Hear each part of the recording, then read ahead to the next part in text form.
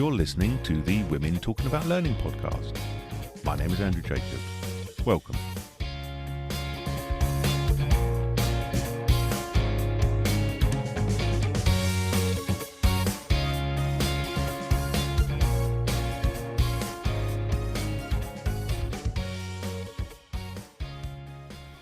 Hello everyone, and welcome to this episode, the negative one of the Women Talking About Learning podcast. The episodes are, as we've said before, chosen by the audience, and this topic was one of the first ones that went on the list. 18 podcasts down, we've got 2 guests to work through it, and wow, do they work through it. Our first guest is Aimee-Jayne Taylor. Hooked on Learning, Amy's all about helping people make the most of their careers. With a keen interest in performance consulting, learning technology and employee experience, Amy's got experience in working in L&D research and strategy and learning technologies. Our second guest is Ellis Taylor.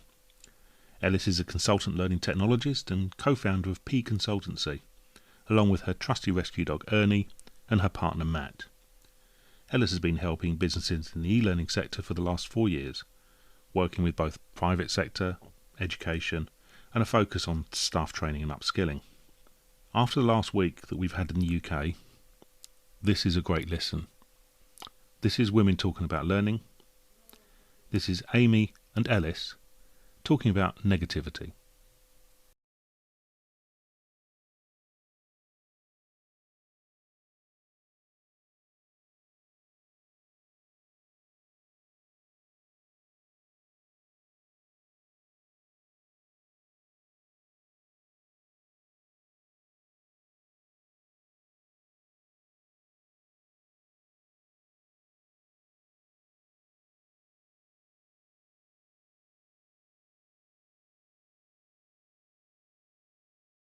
Hi Alice, how are you? I'm good, Amy. How are you? Yeah, good, thanks. It's an interesting one to be like super excited to talk about negativity, but I think I've been talking to a couple of friends this week and they've all said to me, no, I need to hear this, Amy. I need to hear about negativity and what it means. And I guess let's talk a little bit about how we got here and how we feel about it. Yeah. Same. Everyone I've spoken to has said the sort of same thing as your friends, and I think especially now it's definitely needed. There is a lot of negativity out there, and it's sometimes difficult to see the wood for the trees at the moment. So I think this is a really timely podcast to be getting involved in, and I'm very grateful to be working with everyone on it. In terms of my background, I'm a learning technologist. I work on a consultancy basis.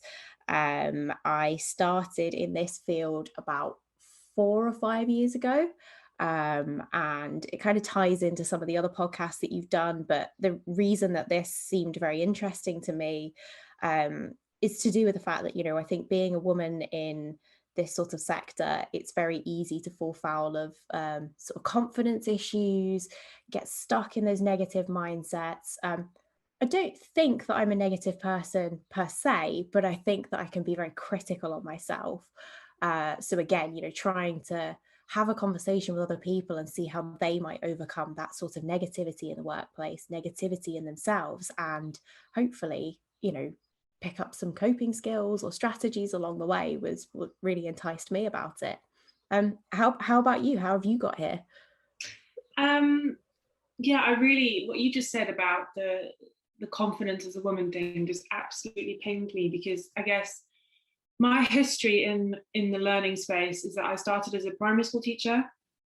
That was, a million years ago, sort of 7 or 8 years ago, I left teaching to come into L&D. And I think I had a lot of issues with my own confidence in the space, but also negative self-talk, leaving, and I'm sure a lot of listeners can relate, if you move from one career to another, there's a lot of stuff in there around failing and not being able to do what you set out to do, what your career plan was in the first place. But actually, you really need to reframe. And I've done a lot of work on reframing. And my mum has got a background in L&D and sort of psychology. And I'll talk to her about something. She's like, you're reframing. And I'm like, yeah, I am. Great. It's a great tool.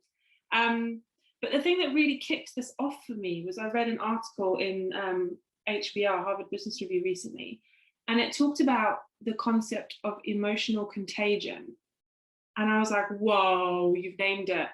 That's it. That's what it is. Because I think if you're thinking about working within a team, if you're thinking about working the way that we are right now, it's really easy to kind of catch other people's feelings, and also to be so isolated in your own space that you are kind of ruminating in your own sort of negative thoughts, when normally you'd be able to have a distraction at the coffee point, or you could go out with friends. You can't do that. So everyone's really having to upskill in this area of reframing and rethinking the way in which you kind of approach things. Yeah, I completely agree. I think I've found in some ways working from home has helped avoid some of that contagion side of it, though, because I think it's kind of you and yours rather than a whole workplace. So I know, formerly when I was in the office and in some of my former workplaces, somebody could come in and they were having a not so great day, and they could sit in the office and you could just kind of feel it oozing out of them. And it wasn't, they didn't say anything, they didn't do anything to try and put that mood on people, but you just kind of pick it up. You can feel when there's tension. So I certainly think that working from home in that regard has helped me, because I think I sponge on that a bit. I'm very sort of in tune with when someone comes in, and I can have my mood altered quite quickly as a result of that. So it's definitely limited that. But I think you're quite right, being isolated in your own thought processes, in your own little world, it's not so easy to pull yourself out of a rut when you find yourself in a rut. I think it's kind of a double-edged sword. Yeah, I agree. And I think, there's two things. There is working in the learning space. I'm going to generalize here. The majority of people that I have met who work in L&D and HR are people. So we are empaths, and we want to make your experience great, and we care about what you do. And so I know that I take it personally if I know someone's not having a great time at work, or someone's not happy in their job. And I take it on as my responsibility to fix that, because I'm the learning person and I want to make all of your days wonderful. And I know that sounds really idealistic, but genuinely is how I feel. Yeah. But also, as a woman, I think, and as a mother as well, I absolutely just want to take care of you. And as much as I try and fight the urge, and not every woman is like this, but as much as I try and fight the urge, I find myself being the rescuer in every situation. And I talked about this with my mentor when I was going through something last year. And he just said to me, you're rescuing again, stop. You're trying to take on everybody else's stuff to make it better.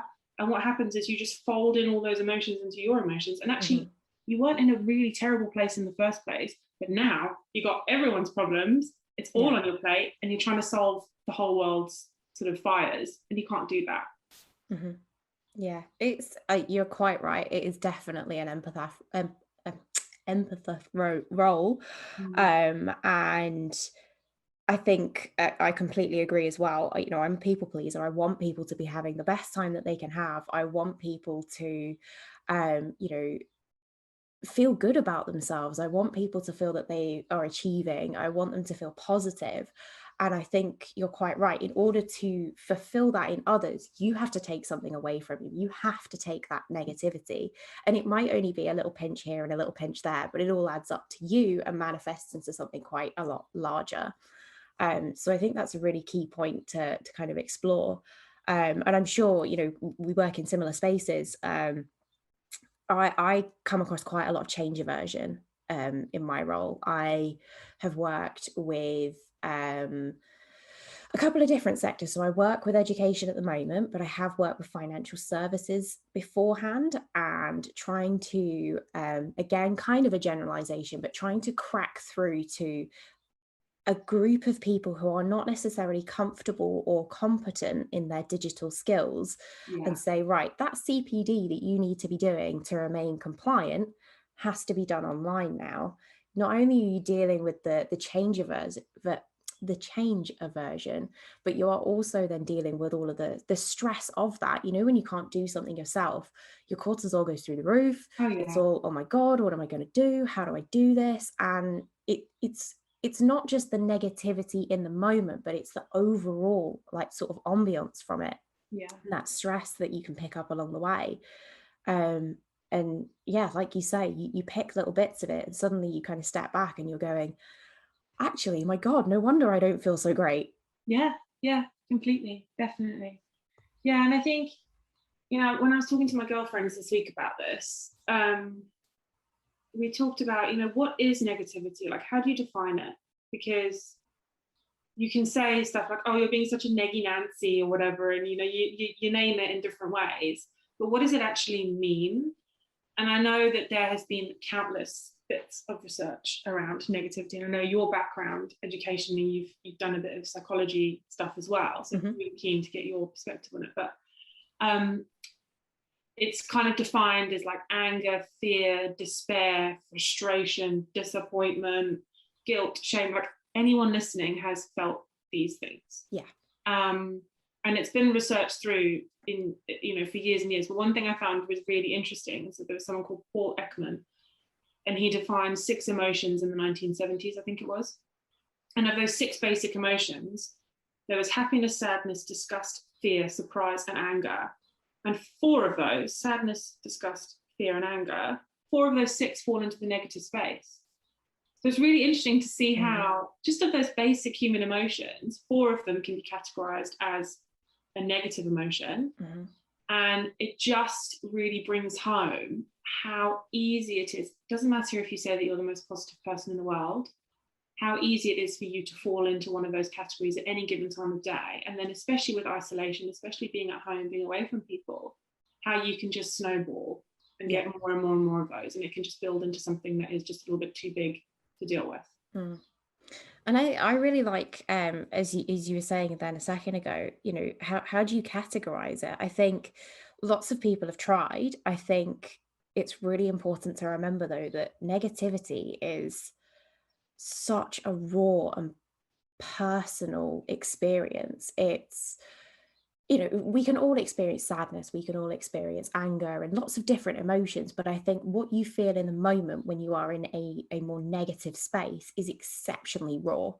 It's very, very personal to you as an individual. I think, you know, society has sort of taught us, and I will argue incorrectly, that we need to hide that, we need to scuttle that away, we need to protect when we're feeling vulnerable and negative and not let anybody in. And I think that's completely wrong. I think a lot is to be said for kind of acknowledging when you're not in the greatest space, acknowledging maybe when you're not having a great day or a great week or a great month, because I think sometimes that failure to acknowledge, as you've just said, can really increase that snowball rate. Because you're spending more and more time trying to convince people potentially that you're not in a negative space, or trying to work hard to project positivity, which is exhausting if you're not naturally in that mindset. And it just gets worse and worse and worse. So I think you're bang on. It's very easy to snowball, and I definitely think I don't necessarily want to say that you can feel negativity more deeply than you can feel positivity, but I think that you can feel much more isolated with it. Everybody's happy to share in positive moments. Not everyone's happy to share in negative moments. Yeah, and I think that is the key piece, isn't it? You know, the vulnerability. I'm such a Brene Brown fangirl. Like, I'm obsessed with her. I just an absolute. I've listened to every podcast ever and read every book, and she really. It's so important for leadership as well. Leadership have had a real tough time in COVID. You know, we are expecting a lot of them. And we are expecting them to really steer the ship in a time where actually we're in the unknown. And they can very easily fall into a negative space for a lot of reasons. But Brene Brown talks a lot about, you know, vulnerability and leadership, and just being a little bit more open and just owning up. If you don't have the answer, you don't know, or you don't feel great about something, just share that experience. And when I was thinking about like the reframing piece, there's a quote from her Rising Strong book, where she says, anytime we experience struggle, whether it's a small conflict in a meeting or a personal loss, our emotions get the first crack at making a sense of what's happening. Oh my God, like it gave me like full shivers, because I was like, yes, that is so true. Like my brain doesn't process this, my heart's processing it, and my feelings are processing it. And if I'm in a negative space, if I'm already feeling a certain kind of way about stuff, like they say that we see things as we are, not as they are, which is so powerful. Because if you're in a bad space, if you're not thinking about things in a clear way, or you're not finding ways of coping or dealing with that negative emotion, you're going to see everything through the lens of negative. So I just think there's a lot to be said in terms of like, how do you scoop yourself out of this space? How do you navigate your way through? And how do you reframe so that you're not falling victim to toxic positivity, which is another thing, which I'm sure Andrew could do a whole podcast about. You're actually owning it, you're naming it, you're saying what it is, and you're finding a way to work through it. And I think that's that ownership is really powerful in trying to kind of rebut that confirmation bias, that when you're having that negative period, or you're not in the best place, or you're just having a bad day even, it's very easy to kind of fall foul of seeing everything through those negative glasses, as you say, and trying to work through that by acknowledgement is exceptionally powerful. And I think it's important as well to acknowledge, taking ownership of something is a really, really brave step. It's very difficult. And, even if that's all you do, if you do nothing else except own the fact that you are not having a great time, something's not going well, you're in a bad mood, whatever way you want to frame that, ownership of that is a really, really successful step. And sort of, as far as I'm concerned, obviously we'd love for everybody to be able to just, for want of a better phrase, snap out of it. That's not realistic. That's not how life works. And I don't think people always give enough stead to the courage and strength it takes just to be able to acknowledge something. Yeah, absolutely. And it just brings me back to thinking about, during COVID, I didn't have the best time, and I made the decision to change job and just, push myself and try something new. And I just remember feeling at the time, because there was a lot of anxiety around, moving and changing sectors and all that kind of stuff. I remember getting myself into a space where I was like, everything is terrible. I'm having the worst time. I am such a victim. And there is such power in owning it. There is also such power in having friends around you that are going to call you out on it. And I remember my best friend, Nicola, I was calling her. I think it must have been like my 7th call of the month to talk about how terrible my life was. And she listened, she heard me, and she went, okay, babe, just going to level with you. At some point, you just sound like you're complaining. And I was like, oh, that hurts me, but you're right. Like, what am I going to do about this situation and how I feel, right? What can I control? I'm super down about COVID. I can't see my family. I'm really worried about like potentially like moving to a new sector.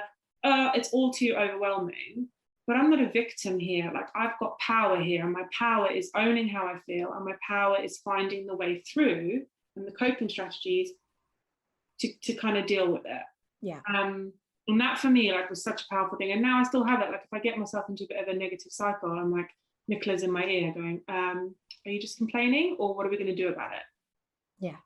Yeah, it's incredibly powerful. And it's great that you've got, a support network who are happy and comfortable with you and have that relationship where you can kind of call those things out, because that is very important. We need support. We absolutely draw down on, family, friends, support from all walks of life, but having that strength in your friendship to be able to say, what, actually, in order to help you, I have to acknowledge what you're doing now. And I think tied in with that as well is sort of something I come across.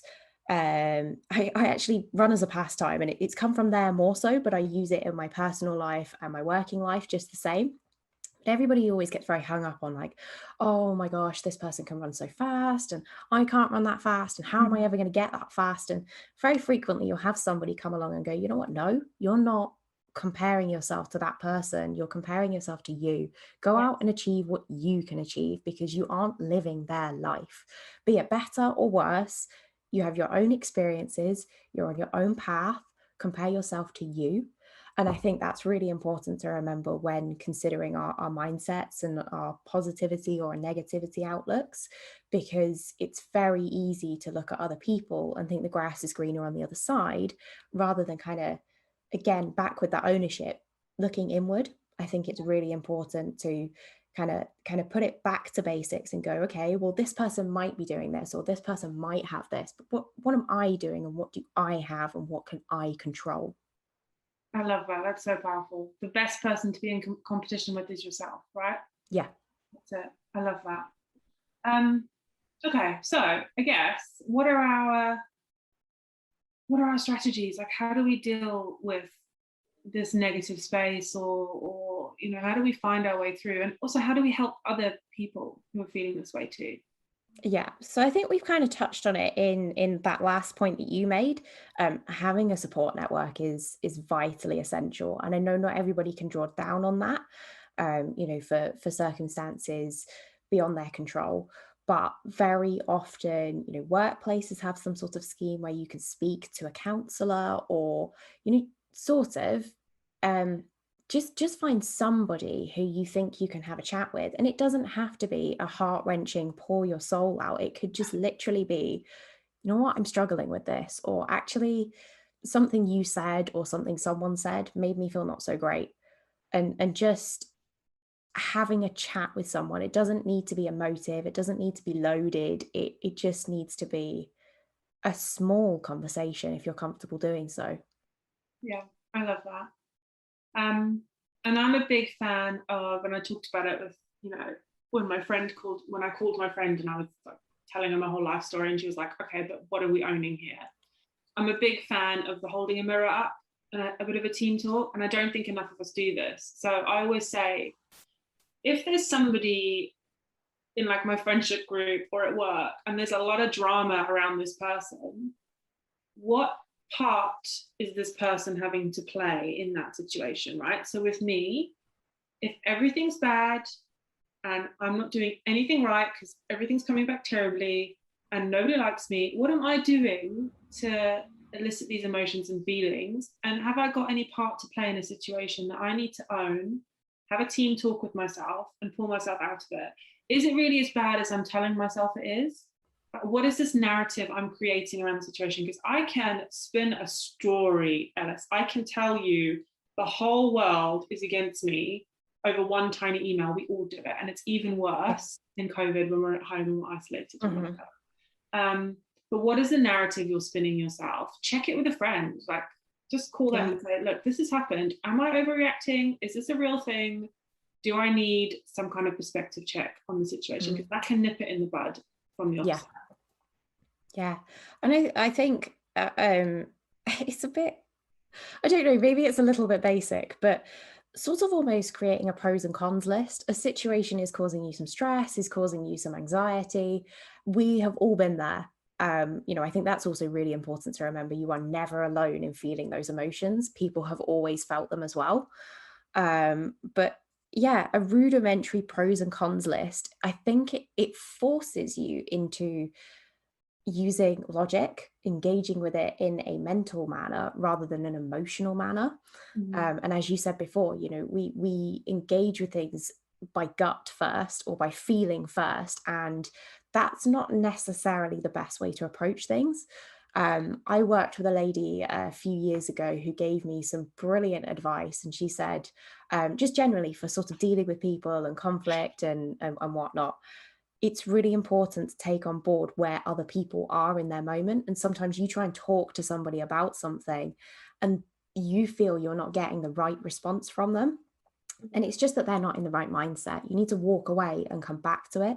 And there's no difference in your own emotions. When you're up here with your emotions and it's really stressful or it's really raw, you need to kind of acknowledge that, embrace it, experience it for a bit, but then there needs to be that shut off point. And that's when I think you sort of need to kind of pull it back to basics and try to look at, as you said, am I being overboard with this?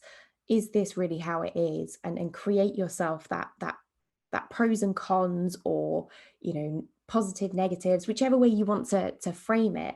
Kind of create yourself a list that doesn't involve emotions, that is, right, this happened, this is a result, and stripping it down almost, to try and just kind of throw away some of that negativity.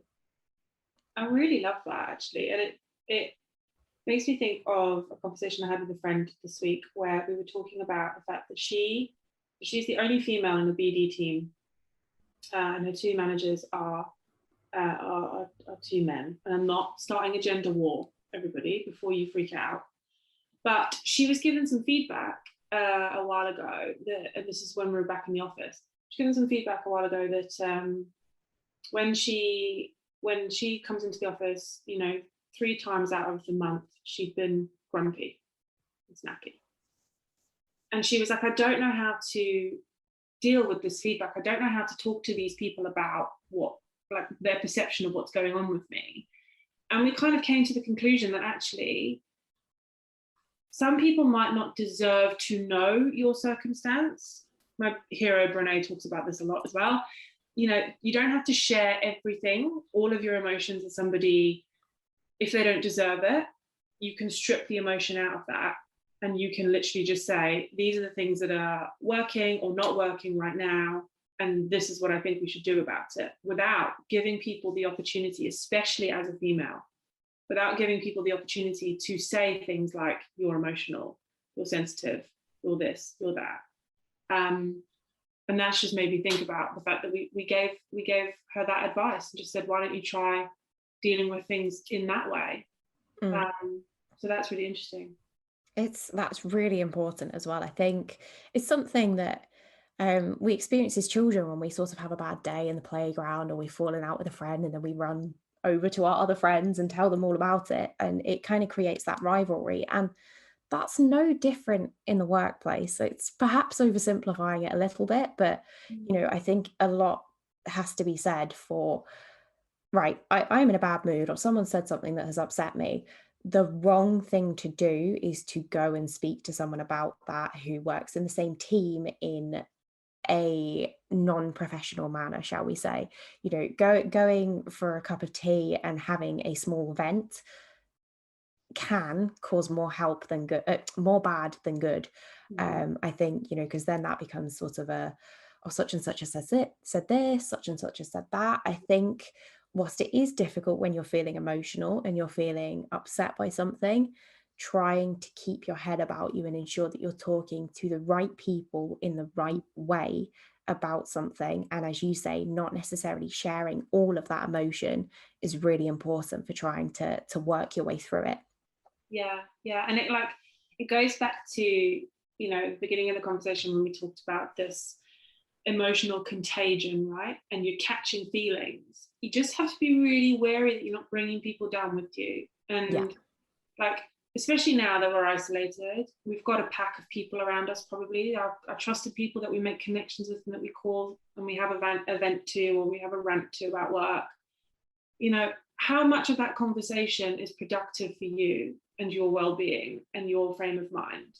And if you're finding yourself in a situation where you're calling the same person and you're both complaining about stuff all the time, maybe you need to go on a break, because you're not helping each other, and acknowledge it and own it. And I've had it before with past colleagues where something's happened at work. We talked about the change fatigue and change aversion piece.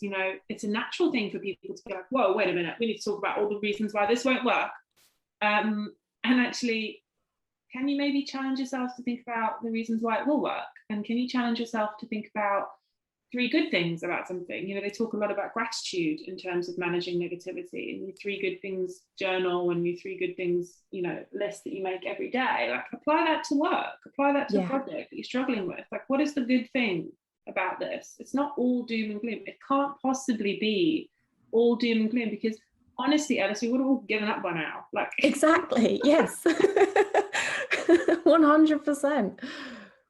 Yeah, I love that. Yeah. I would say as well, a shout out, because I was listening to some of the podcasts, and the Passion one with Lorna Leeson and Jane Harrison really got me thinking about our conversation today, because they talk about passion, positivity, all that kind of stuff, and engagement. And they talk about the reframing piece, and the kind of neuroscience behind it all. And I think that's a really good complement to this discussion, because it kind of gives you the other side of it, and how you can kind of think more positively about things and get yourself, re-engaged in things going forward, especially now because we're approaching a year of working from home, especially in the UK. We've kind of been confined to our houses. Some of us have been able to go into offices and stuff. Some of us have no choice. It's been a really hard year for everybody. Everybody will have been struggling in some way. Everybody, I can't think of one of my friends or family members in the last year who's had an incredible time.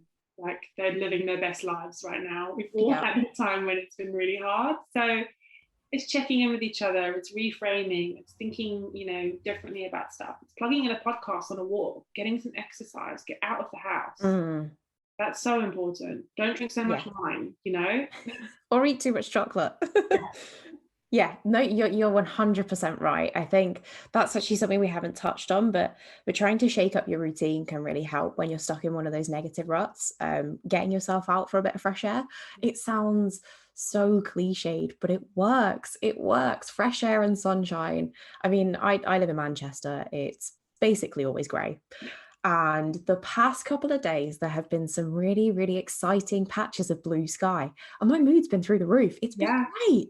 And it's just a really simple thing. And, recently started implementing lunchtime walks because the weather's a bit better. It's not as cold. And the difference it makes to my day, I don't feel that afternoon lag anymore. I'm not getting to 3 o'clock and going, oh, what am I doing? I just want to stop. It helps kind of rejuvenate and revitalize a little bit, which I think is really important. So there's a lot to be said for trying to just shake up a routine, trying, if you're able, to include a bit of exercise. Your feel-good hormones come out. It's got to work. And then, like you say, trying to acknowledge things that might be coping mechanisms short term, but might not be the most helpful coping mechanisms. 100%. Yeah. And it's, a lot of negative, for me personally, a lot of negativity comes from not having control over things. Like, I'm self-confirmed, whatever you say, control freak. I just love control. I like to know when things are happening and what's going on. So you can imagine how I've dealt with the last year so well. No, I haven't. But every day I'll just ask myself, what can I control about the situation? How, what are the things I can do that are going to make me feel better? I can control what I put in my body, how I move my body, where I spend my free time, what kind of things I listen to. Like, I had a friend say yesterday, one of her strategies is she goes on a news detox. And that is, honestly, that has been a complete game changer for me. Just not going to watch the news for a week.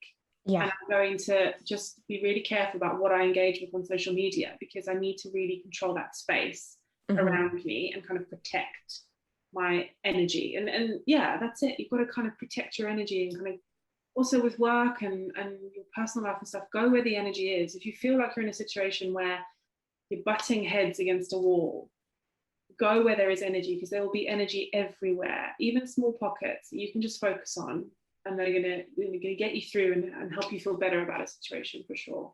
Yeah, I think that's it. Find things that can help pull you out of those negative spaces.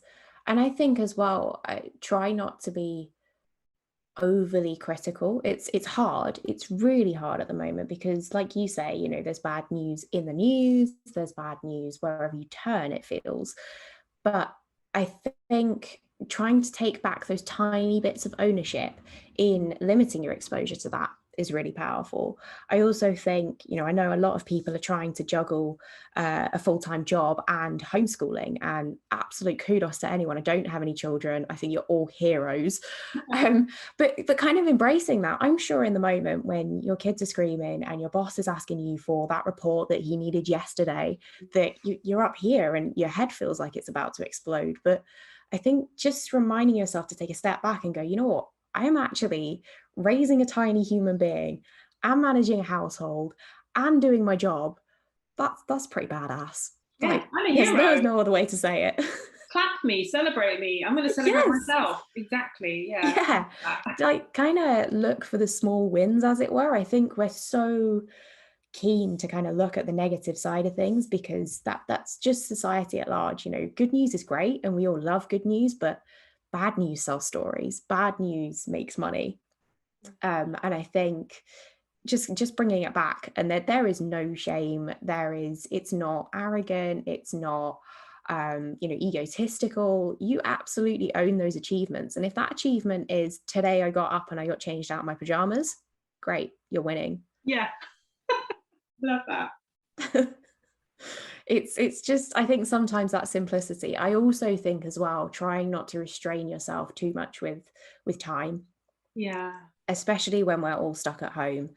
I think, just trying to kind of go, right, I don't need to be at my computer all day. The world will keep going. I used to take breaks at work. I used to make a cup of tea. I can do that at home.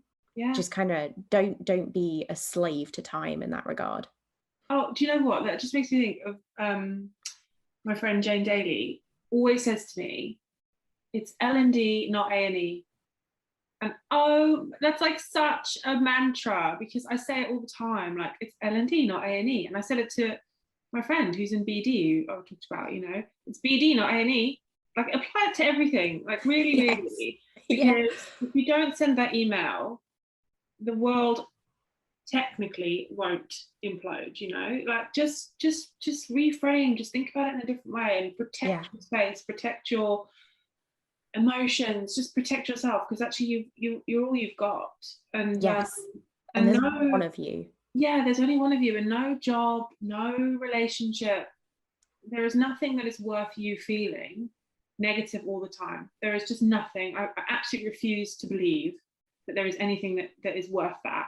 So if you need to reassess, if you need to think again, then do it. You've got the power to do that. Like, you own it. It's yours. Yeah, I love that. Great. Well, I loved talking to you. This was just so much fun. It was. I've had a great time, and hopefully we haven't been too negative. Yeah, I hope so. I hope it's been positive. I hated having to put a note to Ellis and Aimee in the chat to say that we were running out of time. This was such a rich and useful conversation. It could have gone on for much, much longer. A massive thank you to Ellis and Aimee, the Taylors, for producing such a bespoke piece of work. It was a great episode, and you'll find their contact details in the show notes. I was talking to a previous guest on here the other day, and they told me how much women might sabotage each other. In a conversation the other day, she was called a strong woman by another woman, and it wasn't meant as a compliment. If she were a man, would being called a strong man have had the same implication? We'd love to do an episode on this topic, women helping or hindering other women through their choice of language. If you're interested, please get in touch, and all the details are in the show notes. Once again, as always, we thank you for listening, and we'll see you again soon.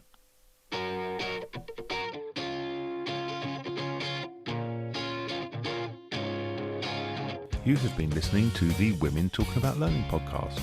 Women Talking About Learning is available on all podcast platforms, including Apple and Google Podcasts. You'll also find us on Spotify, Amazon Music, and other music streaming services. Make sure to like and subscribe. It helps more people find us. You can find out more about Women Talking About Learning via our website, womentalkingaboutlearning.com. Make sure you tune in next time for more women talking about learning. For more of The Signal, and none of the noise.